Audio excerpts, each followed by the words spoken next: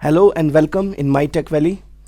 आज के लेक्चर में हम देखेंगे कि यूबंटू 14.04 LTS को वर्चुअल बॉक्स में कैसे इंस्टॉल करते हैं। ठीक है, देखिए वर्चुअल बॉक्स में इंस्टॉलेशन हो या फिर आप डायरेक्ट हार्ड डिस्क में इंस्टॉल कर रहे हो तो आपको ज़्यादा डिफरेंस नहीं है। अगर आप वर्चुअल बॉक्स में इंस्टॉलेशन समझ गए हैं तो हार्ड डिस्क पे भी आप इंस्टॉल कर सकते हैं।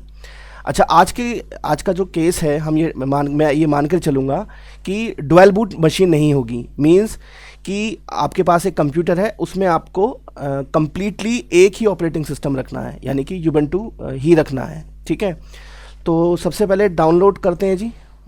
डाउनलोड कहाँ से करेंगे? गूगल पे जाते हैं, यहाँ पर लिखते हैं यूबंटू 14.04, ठीक है, और LTS डाउनलोड। तो यहाँ पर एक ये वेबसाइट आएगी release.ubuntu, ठीक है, इस पर क्लिक कर दीजिए तो ये खुल जाएगा जी। क्योंकि अभी वैसे यूबंटू 16 भी आ गया है, तो लेकिन फिर भी मैं 14 को मैं बता रहा हूँ क्योंकि हमें ना काफ़ी ज़्यादा यूज़ हुआ था यूबंटू 14.04 का, और हमारी कुछ डिपेंडेंसी हो सकती है, हम यूज़ करते हैं। अगर हमारी रिक्वायरमेंट है यूबंटू 14.04 को यूज़ करने की, तो उसकी इंस्टॉलेशन 16 में भी कोई बहुत बड़ा डिफरेंस नहीं है इंस्टॉलेशन में। ठीक है, इंस्टॉलेशन ऑलमोस्ट सिमिलर है, तो 16 की भी लेक्चर आपको मिल जाएगा। तो आज इसको देखते हैं 14 को कैसे इंस्टॉल करते हैं। अब देखिए यहाँ पर 64 बिट पीसी डेस्कटॉप इमेज, एक तो ये इमेज है और ये एक 32 बिट पीसी डेस्कटॉप इमेज, ये दो इमेज हैं। तो अगर आप 32 बिट इंस्टॉलेशन चाहते हैं तो ये वाला डाउनलोड, इस पर क्लिक कर दीजिए, और अगर आप 64 बिट चाहते हैं तो ये इस पर कर दीजिए। ठीक है, तो मैं जो है इस पर करता हूँ, मुझे 64 बिट का इंस्टॉलेशन चाहिए। देखिए यहाँ पर ये डाउनलोड शुरू हो गया। ठीक है, अब मेरे पास ये ऑलरेडी है तो मैं इसको कैंसिल कर देता हूँ। ठीक है, अच्छा, अब ये मैंने डाउनलोड किया हुआ था। देखिए मेरे पास ये दो फाइल हैं, यूबंटू 14.04, ठीक है, 64 के लिए, और ये 32 बिट के लिए। ठीक है, तो दोनों आप चाहें तो दोनों डाउनलोड कर सकते हैं और फिर उसके बाद जो भी चाहें इन दोनों में से कोई भी इंस्टॉल कर सकते हैं। इंस्टॉलेशन प्रोसीजर दोनों का सेम है। ठीक है, चलिए जी, तो वर्चुअल मशीन बनाते हैं। वर्चुअल बॉक्स स्टार्ट किया अपना।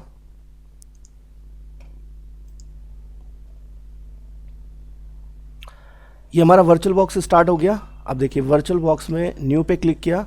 अब मुझे एक वर्चुअल मशीन बनानी है, ठीक है, जिसमें मैं यूबंटू को इंस्टॉल करूँगा। और मैंने आपको पहले भी बताया था कि वर्चुअल बॉक्स के बारे में पिछले लेक्चर्स में भी हम डिस्कस कर चुके हैं वर्चुअल बॉक्स के, कि वर्चुअल बॉक्स का यूज़ हम इसलिए करते हैं कि मान लीजिए आपके पास, अब जैसे मेरे पास अब ये विंडोज़ मशीन है, मेरी जो होस्ट मशीन है वो विंडोज़ मशीन है और मैं लाइनक्स यूज़ करना चाहता हूँ, तो मैं वर्चुअल बॉक्स में मैं वर्चुअल बॉक्स के अंदर यूबंटू इंस्टॉल कर लेता हूँ, तो मुझे कोई प्रॉब्लम नहीं होगी, मैं इजीली यूबंटू चला सकता हूँ। ठीक है, और मेरा जो मेन मशीन है उसमें भी कोई प्रॉब्लम नहीं आएगी। तो देखिए यहाँ पर माइक्रोसॉफ्ट विंडो है, इसको यहाँ पर यूबंटू कर लेते हैं। इसमें देखिए यूबंटू तो नहीं है, लाइनक्स टाइप में लाइनक्स है, यूबंटू इसमें आ जाएगा वर्जन में। तो मुझे अगर देखिए 32 बिट करना है तो मैं इसको सिलेक्ट कर लेता हूँ, और मुझे तो 64 बिट करना है अगर, तो मैं इसको सिलेक्ट कर लेता हूँ। तो यहाँ पर लिखते हैं जी, नाम दे दीजिए अपनी वर्चुअल मशीन का, कुछ भी नाम रख सकते हैं जो भी आपको लगता हो। तो यूबंटू मैंने इसको दे दिया 64 बिट। ठीक है जी, तो ये नाम आपको यहाँ डिस्प्ले होगा। नेक्स्ट, अब देखिए मेरे पास अभी जो अवेलेबल मेन मेमोरी है वो 8 GB है, और इसकी जो रिकमेंडेशन है वो 1 GB रैम है। तो आप चाहे तो 1 GB रखिए, इसको बढ़ाना चाहो थोड़ा बढ़ा लो। ठीक है, आप चाहते हैं थोड़ा सा ज़्यादा हो मेमोरी, वरना 1 GB सफिशेंट है। यूबंटू को है ना काफ़ी रहती है 1 GB, तो इतना भी आप दे सकते हैं। तो मैंने 1 GB रखा इसको और नेक्स्ट कर दिया। ठीक है, अब hard disk, virtual hard disk, अब देखिए VTI, इसको डिफ़ॉल्ट ही रहने देते हैं। Next, dynamic allocated. अब देखिए यहाँ पर आपसे स्पेस पूछेगा कि हार्ड डिस्क को आप कितना स्पेस देना चाहते हैं, तो मैं यहाँ पर यूबंटू को दे देता हूँ जी 25 GB। ठीक है, ताकि कुछ रीज़नेबल सॉफ्टवेयर वगैरह मैं इंस्टॉल करूँ तो दिक्कत ना हो। 25 GB बहुत है। ठीक है। प्रोग्रामिंग वगैरह अगर आप करते हैं तो प्रोग्रामिंग के लिए 25 GB बहुत होता है। अगर आपको कुछ हैवी एप्लीकेशन इंस्टॉल करनी है तो उस हिसाब से आप ज़्यादा भी रख सकते हैं। अगर आप मेन मशीन में इंस्टॉल कर रहे हैं तो वहाँ पर हार्ड डिस्क जो भी होगी आपकी 1 TB 2 TB वो एक्सेसिबल हो जाएगी। तो ये प्रोसीजर नहीं करना होगा, फिर तो आप डायरेक्ट इंस्टॉल करेंगे, CD लगाएंगे, जस्ट बूट करा देंगे सिस्टम को। ठीक है, तो क्रिएट। अब देखिए ये आपका वर्चुअल मशीन तैयार हो गई। ये इसकी सारी डिफ़ॉल्ट सेटिंग दिखा रहा है। अच्छा, अगर मुझे इसमें कोई सेटिंग में भी चेंज करना है तो मैं कर सकता हूँ। ये मेरी मशीन बन चुकी है, लेकिन मैं सेटिंग पे क्लिक करूँ तो यहाँ दिखाएगा। हम प्रोसेसर जनरली क्या है, हम प्रोसेसर की कोर बढ़ा लेते हैं ताकि आपकी थोड़ा एग्जीक्यूशन फास्ट हो जाए। मेरे पास जो अभी मेरी हार्डवेयर मशीन है उसमें 4 CPU हैं। 4 CPU का मतलब है जो मेरा CPU है उसमें 4 कोर हैं। तो मैं इसको 2 कोर दे देता हूँ ताकि मेरी जब वर्चुअल मशीन चले तो ठीक से चले। तो 4 में से 2 कोर मेरा वर्चुअल मशीन यूज़ कर ले, तो मतलब अंदर अगर कोई प्रोग्राम चला रहे हैं उबंटू में तो वो ईजिली चलेगा। ठीक है, तो 2 को किया और ओके कर दिया। ठीक है, ठीक है जी। तो अब इसको रन कर देते हैं। इस पर डबल क्लिक कर दीजिए, या फिर यहाँ से भी जा सकते थे स्टार्ट से। तो डबल क्लिक जब आप करेंगे तो अब ये स्टार्ट होगा वर्चुअल मशीन। अब देखिए यहाँ पर अब इसको इमेज चाहिए। अगर आपके पास DVD है, DVD या कोई CD है तो उसको डाल दीजिए अपनी DVD ड्राइव में और यहाँ से सेलेक्ट कर लीजिए। अब मेरे पास तो इमेज है, ठीक है, तो मैं इसमें जाता हूँ और देखिए यहाँ पर ये D ड्राइव में जहाँ पर भी मेरी इमेज पड़ी हुई थी मैं वहाँ आ गया और इमेज को सेलेक्ट कर लिया। ठीक है, और आपको 32 बिट करना है तो इसको कर लीजिए, 64 में इसको, जो भी आपके पास इमेज हो। 16 में भी ऐसे कर सकते हैं। अगर आपके पास 16 की इमेज है तो उसको भी ऐसे सेलेक्ट कर लीजिए, ओपन। ठीक है, और स्टार्ट।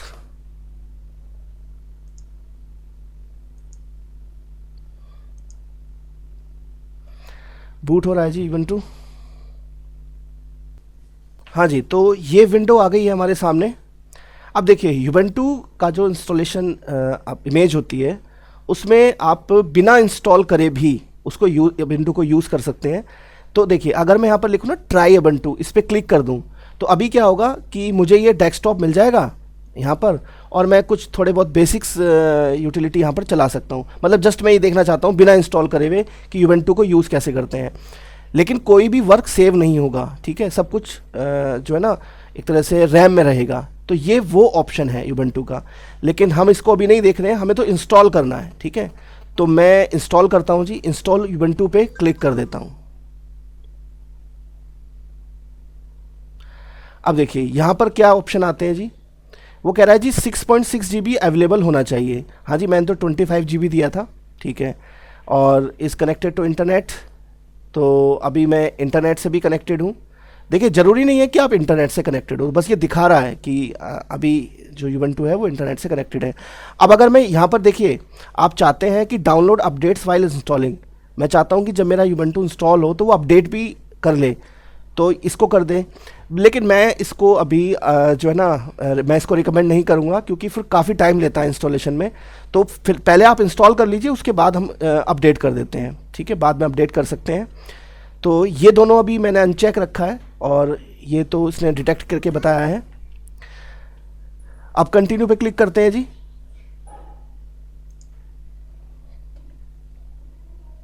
ये जो स्क्रीन आई है ये यहाँ पर थोड़ी आपको थोड़ा ध्यान रखना है। यहाँ पर ये हमसे ऑप्शन पूछता है कि हमें क्या करना है, कैसे इंस्टॉलेशन करनी है। तो देखिए ये मेन स्क्रीन है। ये मानकर चलिए लाइनक्स इंस्टॉलेशन जब हम करते हैं, कोई भी लाइनक्स हो या उबंटू हो, तो ये वाली स्क्रीन मेन होती है इस तरह की, जब वो पूछता है इंस्टॉलेशन टाइप। अब देखिए पहला ऑप्शन में दे रहा है erase disk and install Ubuntu, इसको कहते हैं डिफॉल्ट इंस्टॉलेशन। ठीक है, मीन्स पूरी हार्ड डिस्क जो भी अभी हार्ड डिस्क हमने बनाकर दी है इस अब क्योंकि अब उबंटू को थोड़ी पता है कि ये वर्चुअल मशीन में इंस्टॉल हो रहा है। उबंटू को दिख रहा है 25 GB की हार्ड डिस्क है, वो कह रहा है जी पूरी डिलीट कर दूं और सारे में उबंटू डाल दूं, पहला ऑप्शन। इसके साथ 2 चेक बॉक्स हैं, इनक्रिप्ट करना है और LVM। अब देखिए अगर आप जानते हैं LVM क्या चीज़ होती है तो आप कर दीजिए इसको। इनक्रिप्शन का फ़ायदा क्या होता है, मान लीजिए आपका डेटा बहुत सिक्योर डाटा है, ठीक है, आप उसको बहुत सिक्योर रखना चाहते हैं, बहुत सारी आपने चीज़ें इसमें डाल रखी हैं, तो आपको ये डर है कि अगर आपकी हार्ड डिस्क कोई निकाल ले और उसको फिर वो डेटा रिट्रीव करने की कोशिश करे तो वो नहीं होना चाहिए, तो इनक्रिप्ट कर दीजिए, ठीक है। अगर आप थोड़ा सा ये स्पेस लेगा, प्रोसेसिंग लेगा, लेकिन आपका जो डाटा है वो सिक्योर रहेगा, ये सिक्योरिटी के लिए होता है। और अगर आप जर्नल पर्पस यूज़ कर रहे हैं, मतलब कोई खास यूज़ नहीं है, प्रोग्रामिंग व्रोग्रामिंग कर रहे हैं, आपका सिंपल लैपटॉप है, तो इसको मत कीजिए, ठीक है, आपकी इच्छा है, फिर पता होना चाहिए। एलवीएम क्या होता है जी? ये लॉजिकल वॉल्यूम मैनेजमेंट है। इसको हम मैं किसी लेक्चर में इसको एक्सप्लेन करेंगे कि एलवीएम क्या होता है, तो तब इसको हम देखेंगे। अच्छा, समथिंग एल्स, ये वाला जो ऑप्शन है, इसमें क्या है, आपको पूरा पार्टीशनिंग क्लियर होनी चाहिए कि पार्टीशनिंग क्या कैसे करते हैं, कौन कौन से पार्टीशन होते हैं। जैसे अभी लाइनक्स है ना, अभी आप अगर इंस्टॉल, मतलब आपको यूबंटू और लाइनक्स के बारे में ज़्यादा कुछ नहीं पता है, तो इसको रहने दीजिए, क्योंकि ये थोड़ा एक्सपर्ट लेवल का वो है, ऑप्शन है। इसको अगर आप चाहते हैं कि आप खुद से डिफ़ाइन करें, स्वैप पार्टीशन खुद से डिफ़ाइन करें, इंटरनल स्ट्रक्चर हार्ड डिस्क का पूरा डिफ़ाइन करें, तो ये मैं इसके लिए एक अलग लेक्चर जो है अपलोड करूँगा। फ़िलहाल इस लेक्चर में मैं सिंपल इंस्टॉलेशन बता रहा हूँ, ठीक है। तो यहाँ पर रखिए जी सिंपल, इसको सेलेक्ट रखिए रेडियो बटन को, erase disk and install Ubuntu. ये आपसे कुछ नहीं पूछेगा, ठीक है, ना स्वैप के बारे में पूछेगा, ना जो है ना रूट के बारे में पूछेगा, कुछ नहीं पूछेगा, ठीक है। पार्टीशनिंग ऑटोमेटिक करेगा। Install now. अब देखिए यहाँ पर ये बता रहा है कि इसने जी कुछ लेआउट तैयार कर दिया है, ये इसको डिस्क मिली है, ऐसे कर रहा है, स्वैप ext4, हाँ ठीक है, इसको कंटिन्यू कर दो, ठीक है, कंटिन्यू हो गया। अब देखिए ये वाला जो ऑप्शन है, अलग अलग, देखिए अलग अलग लाइनक्स में अलग अलग तरीके से पूछा जाता है। ये time zone, basically time zone है कि आपका जो जिस रीजन में आप रहते हैं उसका टाइम जोन बता दीजिए, तो उस हिसाब से टाइमिंग वगैरह लेगा। तो कोलकाता, हमारा जो आईएसटी है वो कोलकाता पर चलता है, तो कोलकाता ही अगर ये सेलेक्ट होकर आया, क्योंकि मैं नेट से कनेक्टेड हूँ, नहीं आता है तो आप यहाँ पर लिस्ट में कोलकाता सेलेक्ट कर सकते हैं, ठीक है। तो यह कोलकाता लिख दीजिए, इसके बाद कंटिन्यू। अब देखो कीबोर्ड लेआउट जो है वो यूएस इंग्लिश बाय डिफ़ॉल्ट है, यहाँ भी बाय डिफ़ॉल्ट है, आपको कुछ नहीं छेड़ना है यहाँ पर, कंटिन्यू। और अगर ये चेंज होकर कुछ आ रहा हो, अलग आ रहा हो, तो इसको यूएस कर देना, ठीक है, इंग्लिश यूएस और इंग्लिश यूएस। चलिए जी कंटिन्यू। अब यहाँ पर आपको करना क्या है, आपको अपने कंप्यूटर की एक इन्फॉर्मेशन देनी है, मतलब आप नाम क्या रखना चाहते हैं, और उसके बाद जो है एक यूज़र क्रिएट करना होगा, ठीक है। उस यूज़र का पासवर्ड क्या होगा, जब आप मशीन खोलेंगे तो एक यूज़र नेम और पासवर्ड वो आप आइडेंटिफाई करती है लाइनक्स, ठीक है। तो यहाँ पर आप नाम दे दीजिए कंप्यूटर का, मान लीजिए मैंने इसका दे दिया देवेश, दे दिया जी मैंने इसका नाम, ठीक है। तो यूज़र नेम भी इसने देवेश उठा लिया, और पासवर्ड रख देता हूँ मैं कुछ भी, उसको कंफर्म कर दीजिए। अच्छा देखिए यहाँ पर एक ऑप्शन है require my password to log in. अगर मैं इसको रखता हूँ तो जब भी आप जो है ना स्टार्ट करेंगे यूबंटू को, तो आपसे वो पासवर्ड मांगेगा, और अगर आप कर देते हैं लॉग इन ऑटोमेटिकली, तो वो पासवर्ड नहीं मांगेगा, डायरेक्ट खुल जाएगा। तो वैसे जनरली हम इसी को रखते हैं कि पासवर्ड मांगे, ठीक है, कंटिन्यू।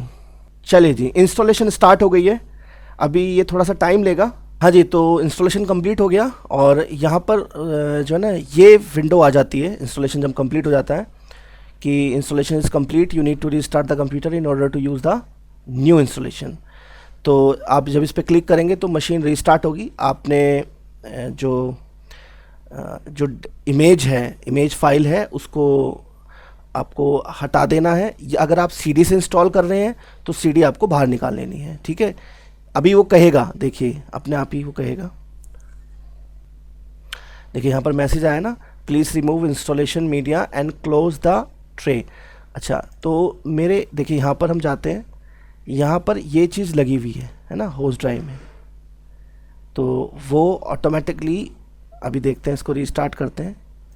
अगर देखिए अगर गलती से मान लीजिए आपने वो नहीं हटाई, और या इसमें वर्चुअल बॉक्स में वो दोबारा रीस्टार्ट हो गया और उसने उसी इमेज को डिटेक्ट कर लिया, तो आप कुछ नहीं करना, आप रीस्टार्ट कर देना और फिर वो इमेज हटा देना, ठीक है, या फिर जो डीवीडी आपने लगाई है उसको हटा देना। तो अभी ये रीस्टार्ट हो रहा है। अब देखिए रीस्टार्ट, इसमें एंटर प्रेस कीजिए, क्योंकि उसने कहा है ना कि इमेज को रिमूव करके एंटर प्रेस करो। लीजिए जी, आपके पास ये रिस्टार्ट होकर ये लॉगिन स्क्रीन आ गई है। ये अभी थोड़ी छोटी है, ये हो जाएगी बड़ी। अच्छा, यहाँ पर आप देवेश जो हमने यूज़र बनाया था उसमें लॉगिन कर गए।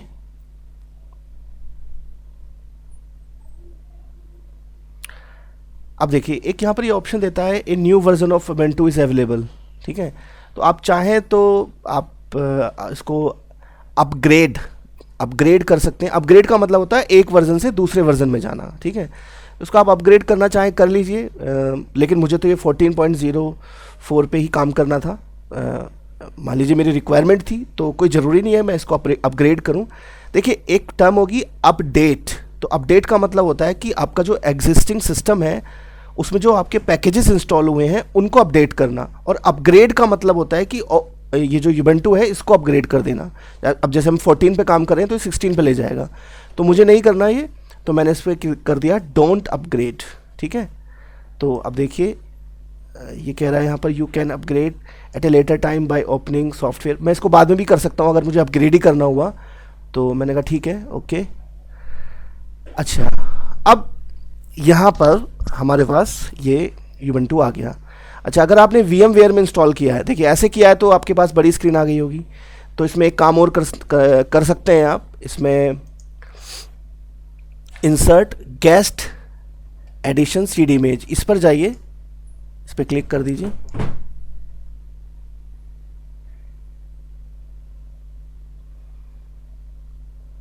तो देखिए यहाँ पर अंदर एक मैसेज आएगा, इस पर रन कर दीजिए। ठीक है, अब ये पासवर्ड मांगेगा आपसे जो आपने यूज़र क्रिएट किया था उसके, तो मैं वो पासवर्ड डाल देता हूँ, ऑथेंटिकेट।